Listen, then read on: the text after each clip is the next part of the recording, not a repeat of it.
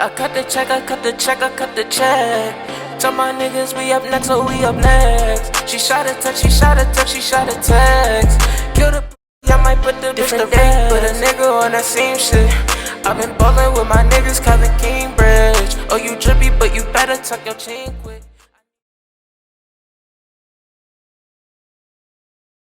What's good, y'all? We back with another episode of Between the Lines. Today is a really big episode. Trade deadline is up, but I decided not to talk about that because we only had one trade, and I feel like it's going to get more hectic in the next 24 hours, 48 hours. So I will come back with a video probably on Wednesday. But today, it just feels right to talk about March Madness, mock drafts. Let's just talk about drafts. The draft that's coming up in probably, I think, like June or July. And I decided to do that because, like, right now March Madness is going on. We're getting a lot of upsets, so a lot of prospects that are going to be on this list are just not in the tournament because they couldn't take care of business. But yeah, I just feel like today is the perfect time to talk about the mock draft. And I feel like it's a decent one. I feel like I got one controversial pick, but it's with my team, so I feel like I at least should be able to have that pick. But let's just get straight into it. Oh, first I want to say is, you guys know how I usually put a highlight or I put like a picture behind, like when I talk about a player, I put a highlight when I'm talking about them. Well, my phone's acting up, so a couple players might not have highlights, but just bear with me, man. I don't know what's up with my phone. It won't let me screen record some people's highlights. I don't know.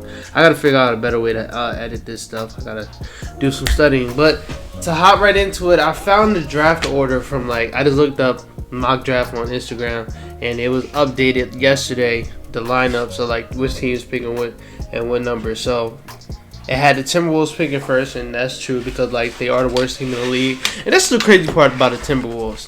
They're the worst team in the league, but the Rockets have lost 20 games in a row.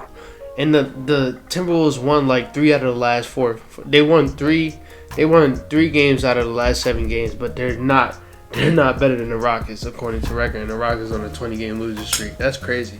But Timberwolves number 1. Matter of fact, I'm going from 14 up. So 14, it says Golden State has a pick. I got them selecting Kai Jones. Now, Kai Jones is a player I've been watching ever since high school. He went to Brewster Academy with Jalen, and bro, he's a really energetic player, a unicorn type player. He has a unicorn potential. He's able to take the ball up the court by himself. He's able to take it to the hole. He's a 7-foot center, but long as hell. I think he's like 6'9", actually. Maybe I'm lying. Texas.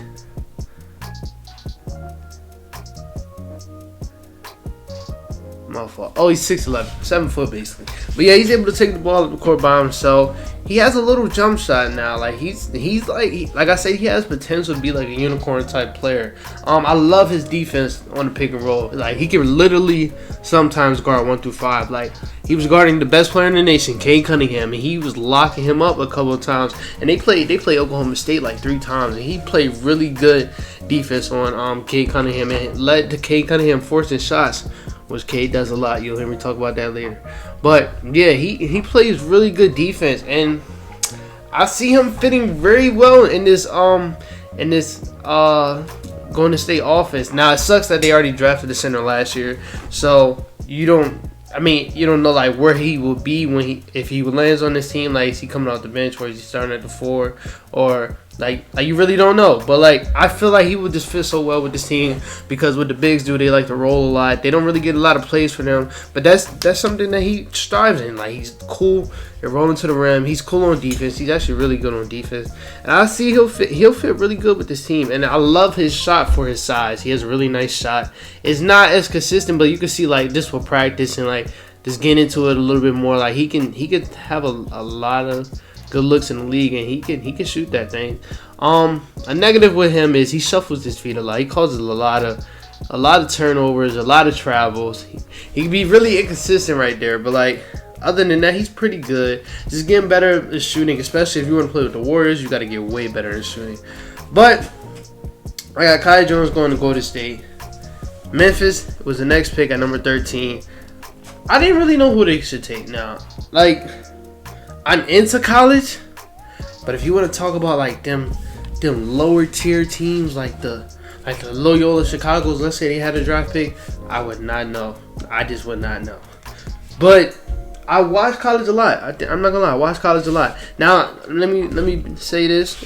I didn't have no international players because, to be honest, I haven't watched one international player. I watched that one dude from NBL, that 6'8" point guard. I watched him, but I was like, it'd just be messed up. I just had a random player, a random international player on here. When they got like other players like Usman Garuba, I know him because of 2K.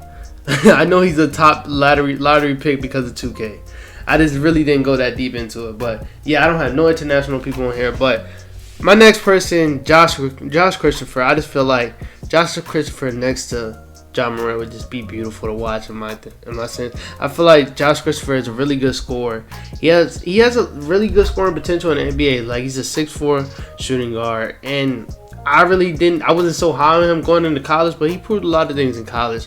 A couple things he can work on is his consistency and also his passing ability. He has this shoot first, pass later type of mindset, which is nothing wrong with it. But like, you'll see, he just doesn't make the reads that he should make. Sometimes he'll sort of force up a shot. But like, he's a really good player, really good scorer, and I think he strives to do the best is his defense. I love his defense.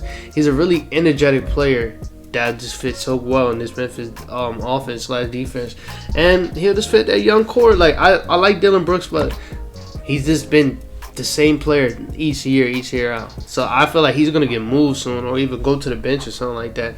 And I feel like they just need another young guard to come in and play next to John Morant. But next, this might be controversial for a lot of people. We're at number 12, I want to say. We're in number 12. I got the Bulls taking a player that they need. When you look at the Bulls, the thing that they need is defense and playmaking. They're getting both of that in this one player, Scottie Barnes. I got them taking Scottie Barnes. Now, I'll say later why Scottie Barnes fell so low on my list. But Scottie Barnes for this team is great. It's a fit because they're already talking about they're going to get rid of Lauri Markkanen, so that forward position is wide open, and they don't really have a three. He can play. Scottie Barnes can play a 3 or a 4. And because Otto Porter, he might be gone too. I think he's a free agent this year. If not, he's going to get traded. He's on an expiring contract, and it's Otto Porter, a really good player that a lot of contenders would love. So I got them taking Scottie Barnes. Scottie Barnes is an excellent playmaker for his size. He really is a point guard in a 6'9" body. He's a point guard in a 6'9" body, and he's a really energetic player. He just brings a spark to any team he goes on. Like, he went to Montre Verde Academy and they went undefeated. They did have Cade Cunningham and Moses Moody, but like, he was that missing piece. And I've been watching him ever since like 10th grade. Dude's been amazing. But his playmaking at his size is amazing. The energy he brings, he is gonna come into the league guarding 1-4 already. Efficiently too. He's a really good defender. He can really guard 1-4 already. And it's just one thing that he's missing. It's just shooting and offense creation for himself. He really can't create for himself because his shot is just not there. He's capable of shooting it. Like, he'll shoot it sometimes, but it's not as consistent as you would want. But like, it's coming. The form is not bad at all. The form's not bad at all. He kind of shoots it over his head, which you could change that a little bit. But the form is not bad at all. He has a really decent set shot. But he's really like a perfect player for this team, if you want to be honest. And he's one of the most NBA ready players on this list. I just had him falling because that offensive game is so scary. It's so scary, like, just to be able to create for his own or just play all ball. Like, I would love him for this team because it allows him to play on ball, and it will also allow Kobe White and Zach LaVine to play more off ball, because they can really excel in that. The type of shooters they are, the type of players they are, they can really excel in that. And having a playmaking 4 or playmaking 3, that will help this team out in the long run. But next, Indiana, I got them taking Jalen Johnson. Now, he has a lot of controversy going behind him. He did just leave Duke, and then he even left his high school to go play with another high school. He left his high school twice, so that's kind of a bad look. But like, you can't pass up on his talent. Like, just the God-given talent he has. 6'11", power forward that can really just jump out the gym. And like, I'm telling you, when he gets into the league, he's gonna be like a player that can definitely guard 1-5.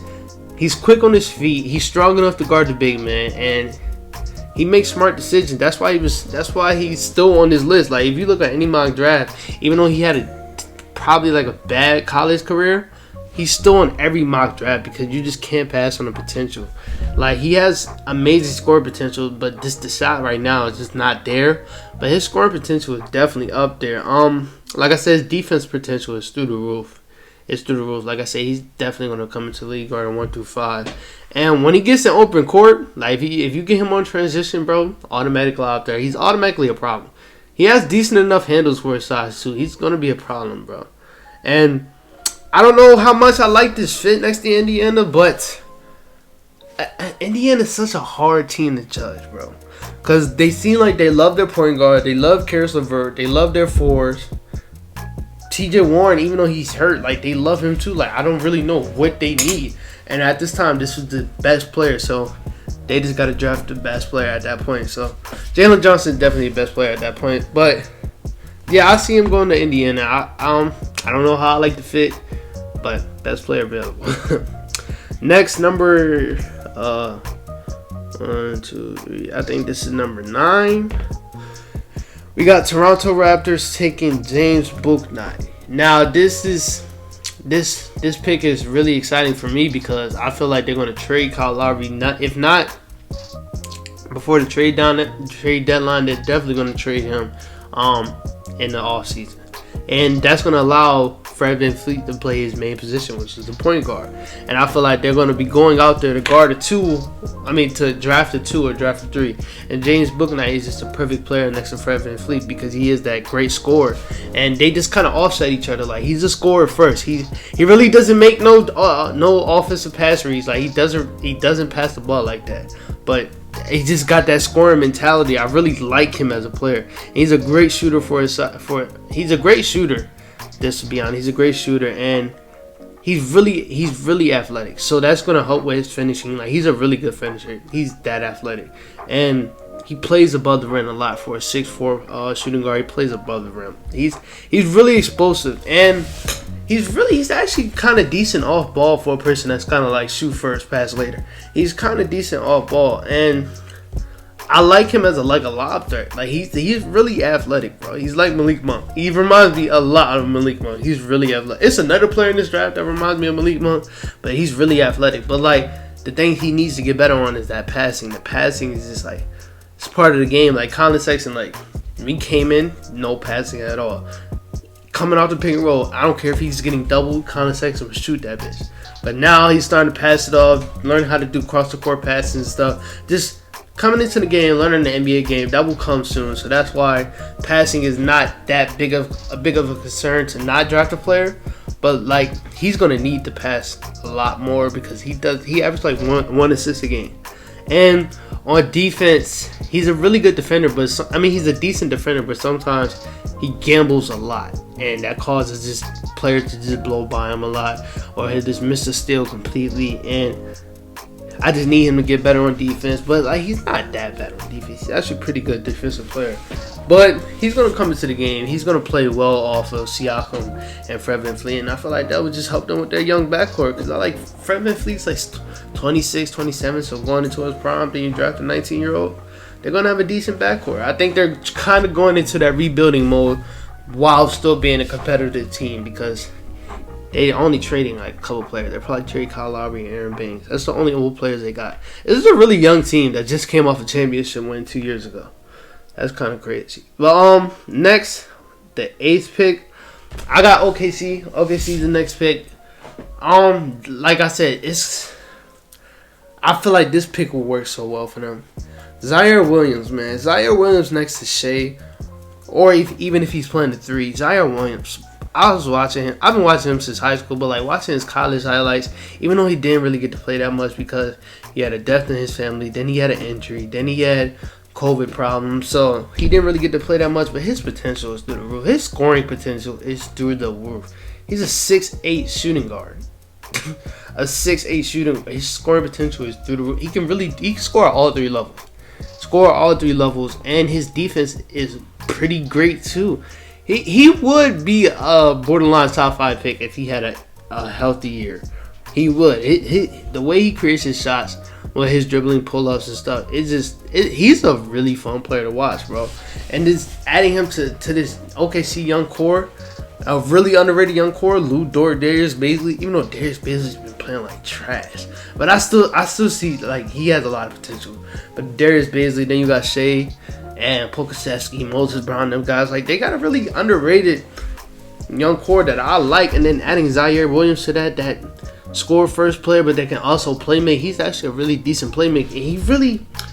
His flaws is staying on the court. Basically, he really doesn't have that much flaws. Like on defense, he's not bad. I would say the only flaw he has is finishing. On finishing, like he's so big, but he has that small frame. Like Brandon Ingram had that problem coming into the league. He's so big, so long, but being like a skinny player is hard to finish in the NBA. There's a lot of big guys down there. So adding strength toward or finding different ways to finish like Brandon Ingram. He's tall, he's long, and he's not that big. But he really didn't have to get big to become a better finisher. He just attacked the ball, attacked the lane in different angles, and it helps out. So just learning your angles, learning the NBA game, that's going to help out for Ziaire Williams. But Ziaire Williams is, like, you want to say complete prospect. He's close. He's close. I really love Ziaire Williams. His underrated part about him is his playmaking. His playmaking is really decent. But yeah, OKC, I got them taking Ziaire Williams. At 8. This is probably if New Orleans doesn't pick this player, bro. If he's available, if New Orleans picks this high, because they're definitely gonna pick in the lottery again. They're trash. If they have a pick this high and don't pick this player, I might not even like the team no more. Like I said, I'm forced to like this team because they got my boys Lonzo and Bi, and then I'm a Zion fan too. I'm forced to like this team, but they messed it up this whole offseason. Last offseason, I made a video about it. The offseason was terrible. But if they mess this up again and not draft Moses Moody, I will be pissed. Moses Moody is the perfect 2 guard to put in this offense. He's perfect. Young, and putting a young core too. He's perfect. He can shoot. He's an excellent scorer, excellent shooter, and he's an energetic, great defender. That's all they need. They need defense and they need shooting, and they also need scoring because Bi and Zion can only do too much. And Lonzo's starting to become his own in his scoring side, but he's still a little bit inconsistent when it comes to scoring a lot. But they need a scorer next to Lonzo. And I feel like Moses Moody is that perfect player, bro. The way he gets to his spots is just, he has a pro game, bro. He reminds me a lot of Terrence Ross, bro. I love his game a lot, bro. And I feel like he'll just fit so well with the team. And he's kind of a really decent passer.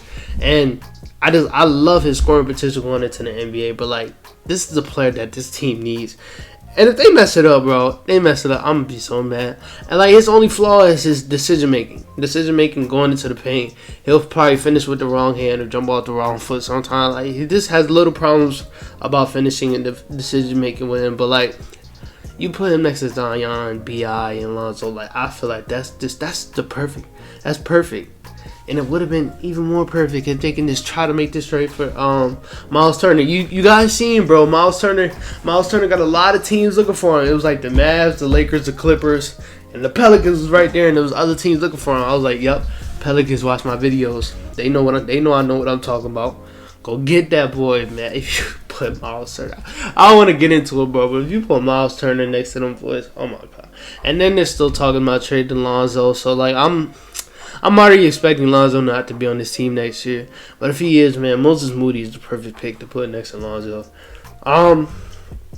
Next, this person is probably like, I don't really have that much to say about this person. It's not that I don't like him or not. It's just he's kind of hard to judge. I got Sacramento taking Keon Johnson. I feel like he's so high because his defense is just so good, bro. His defense is really good. But like on the offensive side, it's kind of scary. Like he's able to do a lot of things. Like in the mid range, he's actually pretty good. But like when it comes to shooting, he's just not really a decent shooter at all. And when I was watching his highlights, he was having a lot of post ups, and I was like, "You're 6'5". You're gonna be posting up in the NBA. I don't know if you're gonna do that." And he really only seems to be effective on ball. And like NBA is like starting to be like where you gotta be effective on ball and off ball. And if he's not effective off ball, then that's gonna be hard because he's not really a good shooter. If I'm not mistaken, he's having, I think his 3-point percentage is pretty low. I should have wrote this stuff down. My fault, guys. And then they just lost too, and they just lost. Like 3-point percentage, 27%. Like he has to get that up if he wants to excel in the NBA. But like he's so you can't pass on him, bro. That defense, bro, his lockdown. That defense is so locked down. Like you can't pass on him, bro. You can't. And I don't know. I just feel like that's a perfect person for this team though. They really need defense, and they got like a couple on ball guards. He's a really explosive 3, so that can help out too. Like as far as finishing, like he's a decent finisher. But yeah, I don't know. It can help out the Sacramento Kings a lot. But here's my controversial pick, and I might talk about this for 5 minutes. Cleveland at number 6, right? Number 6, number 4 is one of those. Yeah, this is number 6. I have my Cleveland Cavaliers selecting Isaiah Todd from the G League. Now, nobody click off the video. I have a valid reason. I looked at a lot of my drafts. They had us either taking Jalen Johnson, Jonathan Kuminga, or Scottie Barnes. The reason why I don't want to take them guys is because we just drafted a player like all of them last year. A player with high defensive upside, but when it comes to the offensive side, he can't shoot. And when it comes to off-ball play, he's not really there. Even though I love Isaac. Isaac is having an amazing year. I'm just saying, we just drafted that player last year. I don't want to do that again. I know the potential is through the roof, but like, bro, like, I feel like Isaiah Todd's potential is higher than theirs, bro. But maybe I'm just too high on Isaiah Todd. Like, let me know. Like, let me tell you about Isaiah Todd. Mid-range game, he already has it. It's already locked down. Fadeaway game, you get him to the elbow, especially if he has somebody smaller than him. It's already on. It's already on. And then he already has the 3-point game. Like he's on the offensive side, he's better than all 3 of those guys. To me, he's better than all 3 of those guys. When it comes to NBA basketball, he's better than all 3 of those guys. And the defensive side is going to come. It's going to come. He's a decent shot blocker. As far as just sliding your feet and being able to play off the pick and roll, he sometimes gets lazy on defense. But when he's engaged and engaged on defense, bro, he's better than those guys to me on defense. Or maybe I'm over exaggerating that. But like when he gets engaged on defense, bro, he's not that bad of a defender. But like, bro, he will fit so well with us because we run a heavy pick and roll offense. But we don't have nobody to pop. Larry Nance is a decent shooter, but he hasn't been that good on shooting this year. If we add Isaiah Todd to that, pick and roll, pick and pop, that will help our guards out so much. Because our guards, they gauge so much attention because when they attack, that floater game is easy for them. So they're automatically going to get doubled off the screen. If Isaiah Todd is just able to fade away, able to shoot that midi or shoot that 3, we're good, bro. We're good. And I feel like he just fits so perfectly with our team. And then like we need shooting, we need foreplay. Like I love Larry Nance, but sometimes even though his defense is really good, his offense just makes us so bad sometimes. And I feel like just Isaiah Todd will help us out so well. I feel like he's one of the most slept on players in this draft. Like I've seen people saying he's going late first, early second. I'm like, what, bro? I'm taking him in the lottery. I just am, bro. I'm a huge Isaiah Todd fan, bro. I'm a huge you just see little things that he's added to his game, like being able to pass off the post. Like he just has a lot of things that some of these other players that they got the Cavs taking don't have, bro. They don't, and I feel like he's more NBA ready than those players, except Scottie Barnes. Scottie Barnes, that he's ready. But I would rather take Isaiah Todd because he fits well. He fits way better. And like I said, I say this all the time. Like I follow a lot of Cavs fan pages. I talk to a lot of Cavs fan pages, and I told them all the time, bro. If we don't get Cade, the next person we need to get is Isaiah Todd. He's it, bro. He's all we need. And like, not saying like, oh, we add him, we're a championship team, but like we add him, playoff next year, book it. I'm booking it. along with the young core that we already have, and then keeping Larry Nance, getting some pieces for Drummond or Kevin Love if we can do that, and we add him on booking, and he's going to be able to play a lot of positions. Like, he can go out there, play a 3, he can play the 4, he can play the 5, and he can also guard the 1s, guard the 2s. He sometimes get blown by, but like when it comes to staying in front of his man, he's not that bad at it. And he's a really energetic player. A lob threat too, bro, and we like to throw some lobs, bro. I love his potential with us, bro. I love it. I don't know. I might, hey, let me know if I'm bugging. But I'm taking Zay Todd over all them guys that I named before. But, next, at the 5th overall pick, we got Washington taking Jonathan Kuminga. He's a really good player. I'm not going to lie. He's a really good player.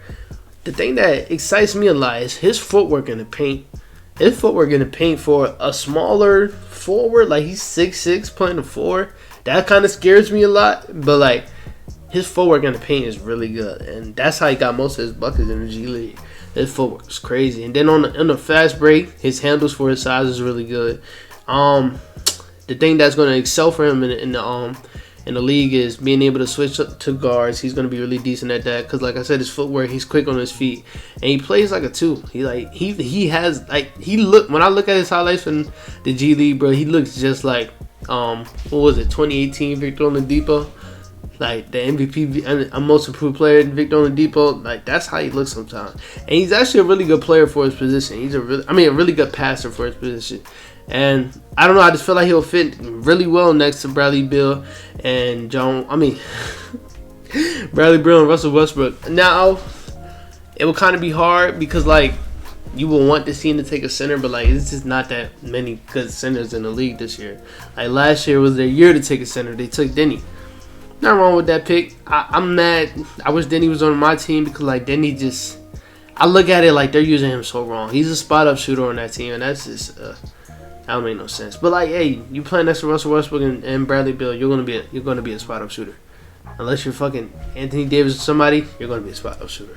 But yeah, I don't know. Like you would want to see the draft a center, but it's just no center. Like they can go out and draft a Kai Jones. I wouldn't be mad at that. But I just had him taking Jonathan Kuminga. But like, yeah, he's not really bad. Like I'm just confused on his position, and then his shooting splits suck. They suck. Like, let me look at them. They're bad. Kuminga. In the G League, he was shooting... Damn, bro, what the hell?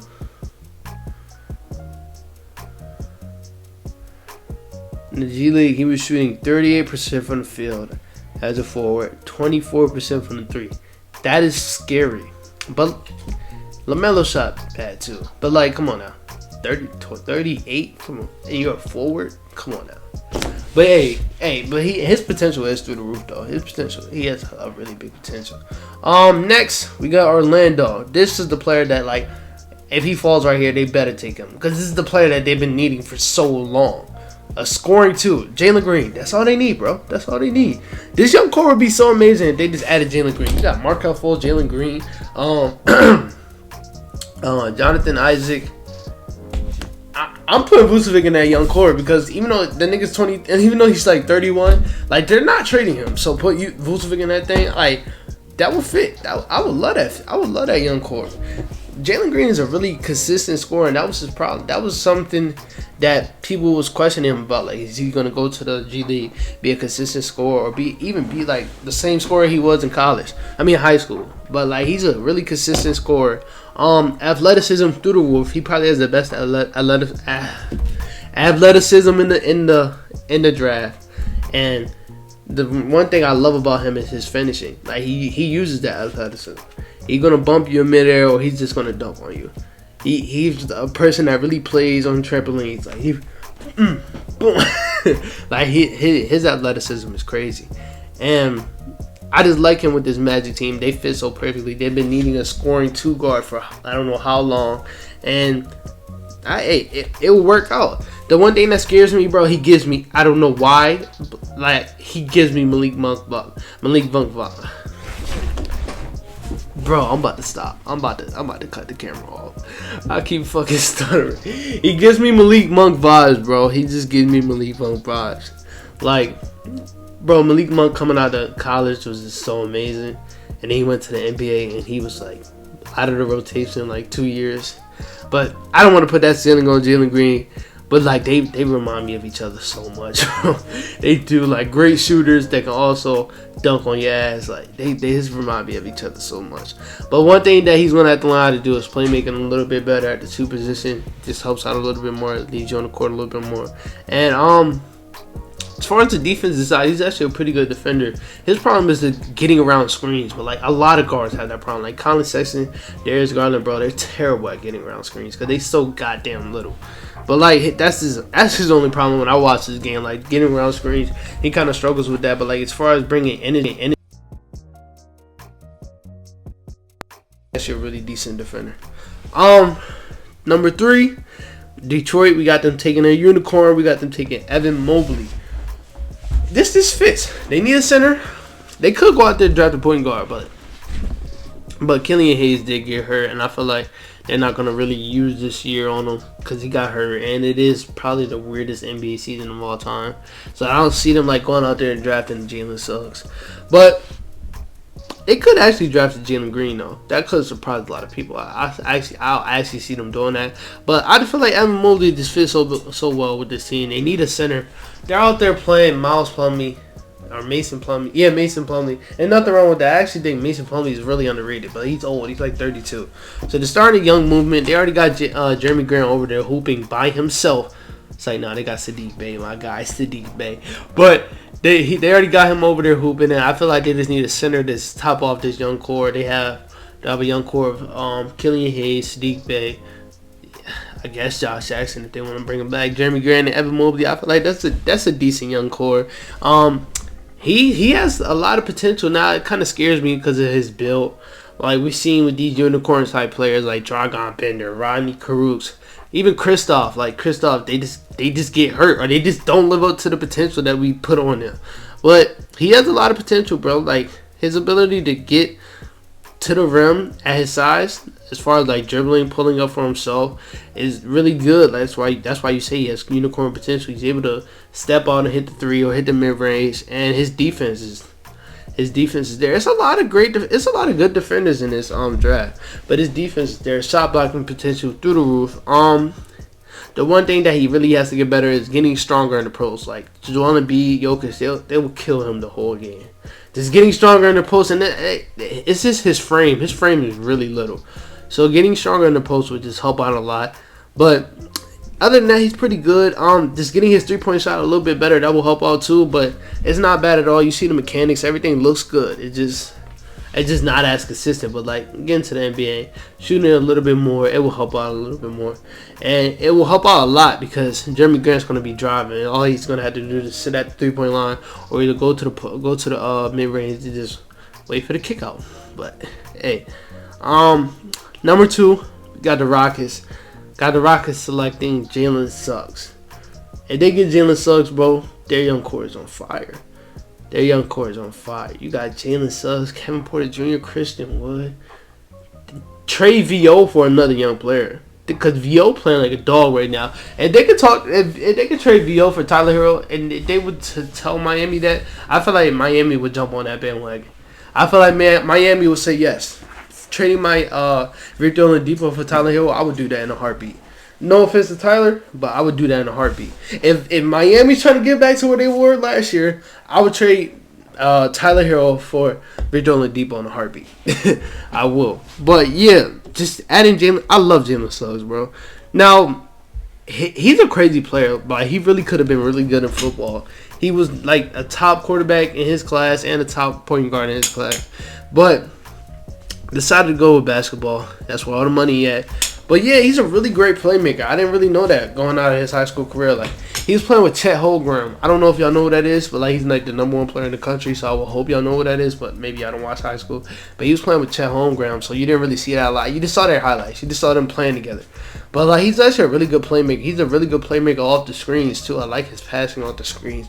He's able to throw it across the court because he is 6'5", 6'5" point guard. and he has a lot of good stuff on him. He's a good shooter. He has a potential to be a great shooter, but like he was lighting it up in the beginning of the year, and that was because that one game I think it was against Baylor or it was against somebody, Baylor or Iowa. It was against one of the best teams in the league. He shot like 7 threes. And that kind of like outweighed his percentage. He was shooting like 40% from the three, but now he's shooting like 30%. But like you see, he has the mechanics to be a really good shooter. His finishing, he's gonna be able to finish because he's so goddamn athletic. He's gonna bump into you. He's gonna hurt you, bro. He plays like a football player that plays basketball, bro. He plays aggressive. And then on the defensive side, he's a really good defender. And he gets into you. He reminds me a lot of Darren Williams, bro. Darren Williams is such an underrated point guard. But, like, yeah, I feel like just adding Jalen Suggs to the team, that would be a lot, especially for Christian Wood, because he'll just be able to have the ball at the pick and roll. They'll be able to run a really good pick and pop, and, hey, that just look good for this team. But Jalen Suggs to the Rockets, number one, you already know. I'm tired of seeing people trying to have this, who's going to be the number one pick in the draft? It's going to be Jalen Suggs, it's going to be Jalen Green, Cade Cunningham. At the moment, it's nobody else. If you're not taking Cade, you're getting fired. I don't care who you have. If Memphis gets the number one pick, they better take Cade. If Charlotte get the number one pick, they better take Cade. If Atlanta get the number one pick, they better take Cade. I don't care if you have one of the best point guards or the best upcoming point guards. Take Cade, because Cade is a positionless player. Like, he can play 1, 2, 3 if he wants. He doesn't have to play the one. He had to play the one in Oklahoma State because everybody else is just, no offense, they're not that good. Like, look, they were the number 3 seed in their region because of Cade. They weren't even supposed to make the tournament. Like, in the beginning of the season, they weren't going to make it because they were banned, but then they got unbanned, and they the insiders or the who the fuck. I need to stop talking so fast. I be forgetting. But, like, the people who, like, predict who's going to be in the tournament, they didn't even have Oklahoma State going to the tournament. They only went to the tournament because of Cade. I'm just going to be honest. I'm going to be honest. They beat multiple great teams. They beat Baylor. They beat Texas twice. They beat Texas Tech. They beat somebody else. Oklahoma. Like, they beat so many great teams because of Cade. Cade dropped 40 on to Oklahoma. And, like, bro, I don't take nobody else at number one. And you don't want to be that GM that takes somebody else at number one when you have Cade Cunningham. This is just like the Zion draft. Like, if you don't take Zion number one, you're getting fired. I just think he's a clear cut number one. He's a great scorer for his size. He's 6'8". He's a 6'8" point guard. He's a great scorer for his size, and he can come to the game. He can come into the NBA, like I said, and just play positionless. He's 6'8". He can play 1, 2, or 3 if he wants, and he fits each position. The one thing that he needs to get better at is the one thing that they said he was so good at coming out of high school: playmaking. Just playmaking. He was so great at it coming in high school because he had players around him that was the same level as he was. He had Moses Moody. He had Scottie Barnes. People that are in this video, like that Monte Verde team. What? That Monte Verde team, they went undefeated, right? And they would have won like, what is it called? They would have won states or something like that if COVID didn't happen. But like, yeah, like if he had people around him that was as talented as he was, he probably would have been a better playmaker this year. One thing that is bad that I see, and you definitely seen it yesterday, he forces a lot of turnovers. Like he tries to force a shot, and he'll even turn the ball over. Like it was one time yesterday, he was on a 3-on-1, and he decided to go up with it, and it was an easy charge call. And I'm like, Cade, just dump it off, bro. Just dump it off, because it was an easy dump off pass. But I don't give a fuck. I'm still taking Cade. I'm not using anything against him to not take him, bro. Like, he has a lot of turnovers. Like, he averaged 3 turnovers. Okay, I'll still take him. He's a 6'8" point guard. I'm still taking him, bro. Ain't nobody else you should take on to this draft, bro. Ain't nobody else, bro. Ain't nobody else. Cade. And then, like, you can say, oh, they got D'Angelo Russell. They got Anthony Edwards, Malik Beasley. I don't give a damn, bro. I don't care. Trade D'Angelo Russell, bro. He's hurt every other day. Trade him, bro. Like, next time he comes back, plays 5 games, get rid of him, because he might get hurt the next game. And then he did some fucked up shit yesterday. I don't know if y'all seen that. I want to get too much into it because already is a long video. But prayers up to LaMelo. LaMelo, he's out for the rest of the year, and then D'Angelo Russell going to tweet Anthony Edwards Rookie of the Year. Like, why would you say that, bro? Like, some people might say that's soft, but like that's like sneak dissing, like because this dude is out for a whole year. That's kind of soft in his mind. Like that's weak, bro. I don't like that. Well, hey, other than that, that's it for this video, man. Sorry for the long video, but it's gonna be a really exciting draft. That's all I can say. Sorry for me stuttering, bro. I was trying to get it out. But yeah, that's it for this video. I'll be back in a couple of days. Hopefully we get a lot of trades. Hopefully the trade deadline is not boring. I feel like last year was boring. Like, hopefully we get a lot of good trades. Like Terrence Ross, Evan Fournier, Thaddeus Young, Shetty Osman, Andre Drummond, Kevin Love, George Hill, Al Horford. A lot of more players. They just better not be on the team that they are right now going into the trade deadline. They better not be.